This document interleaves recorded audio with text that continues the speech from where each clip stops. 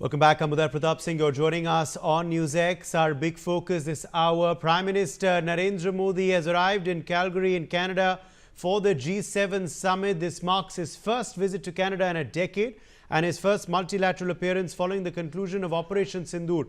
The G7 summit, being held in Kananaskis in Alberta, comes amidst heightened geopolitical tensions, particularly the ongoing conflicts between Israel and Iran, as well as Russia and Ukraine. The next 24 hours are very, very crucial as the G7 summit has a host of global challenges which need firm and united answers. Discussions with world leaders at the G7 summit will be focused on crucial global issues, including energy, security, technology and innovation. India will be representing the global south.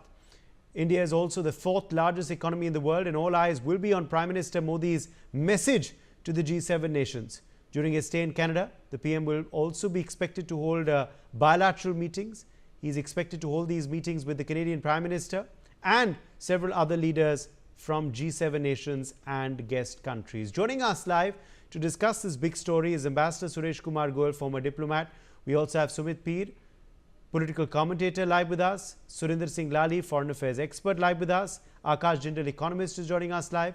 Jitarth Jay Bharadwaj, founder and editor-in-chief of the Australia Today, is live with us. Dr. Erin Watson, managing director, Baker and York, is also with us live. Let me make a start with you first, Ambassador Goel. This, of course, is a big moment. Prime Minister Modi arriving in Canada after about a decade, marking a big thaw in relations between the two countries. Are we looking at a reset between India and Canada under the leadership of Mark Carney and Narendra Modi? Ambassador Goel? Yes.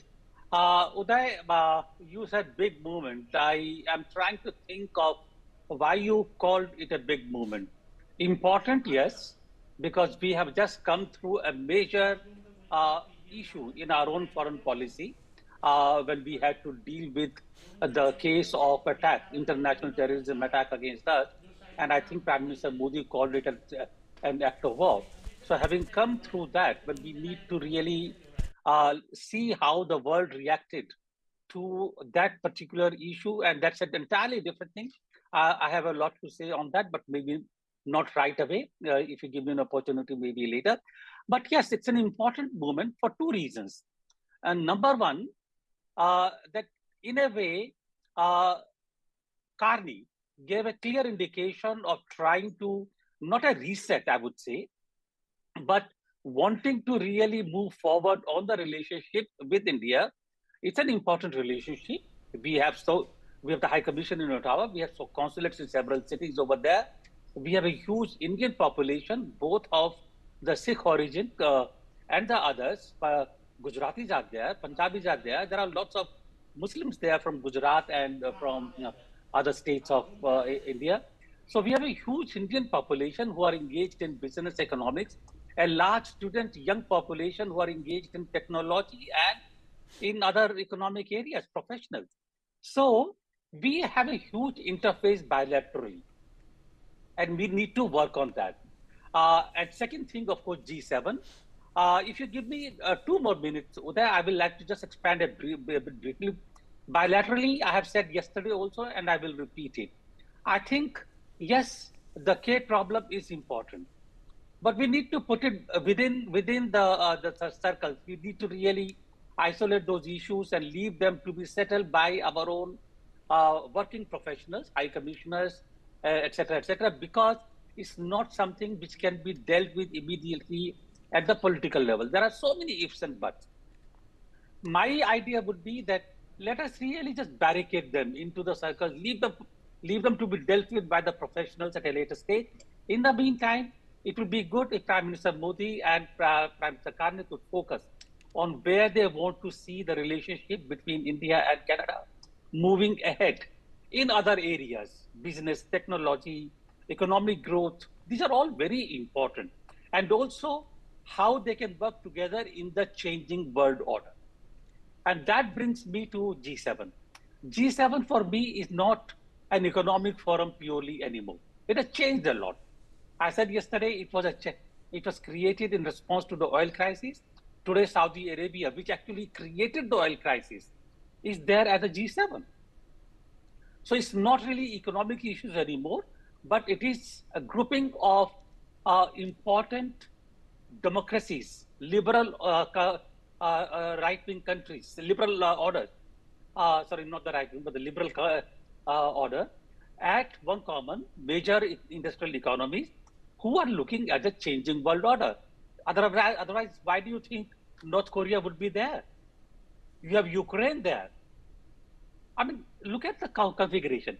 And therefore, I think it is a forum for India to really rediscover itself as an important player on the international political forum and to see the role that it can play, which resonates with its own size and its own potential. Uday. Yes, indeed. Let me also get in Surinder Singh Lali at this point. Surinder Singh Lali, now this is a thaw obviously in relations. The fact that, Mark Carney did go ahead with this invitation for Prime Minister Modi, also combating those within his country who tried to oppose that invitation by saying that this is an important invitation.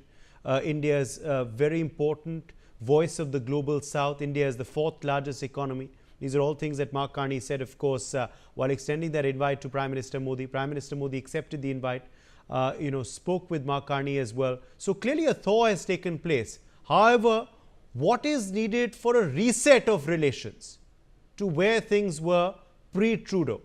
Surinder Lal. Thank you, Uday. As they say, well begun is half done. So I come from the school of optimism, and since I am the turban in the room, obviously I would and tend to get most affected by the fringe rogue who tend to call themselves Sikhs, hold a brief for 87% of us who live in India.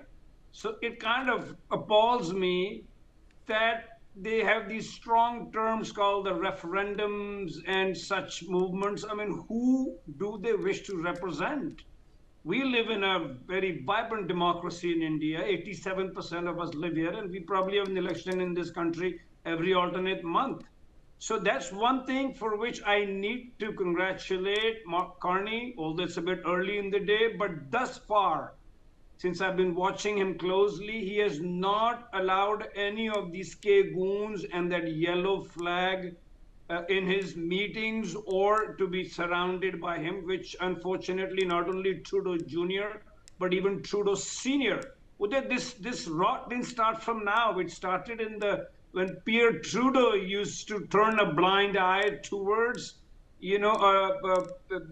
the rogues who actually were checking these bombs, and because of his ignored intelligence, we lost an air Kanish, bomber in a passenger plane in which we lost 329 lives, which included 84 children.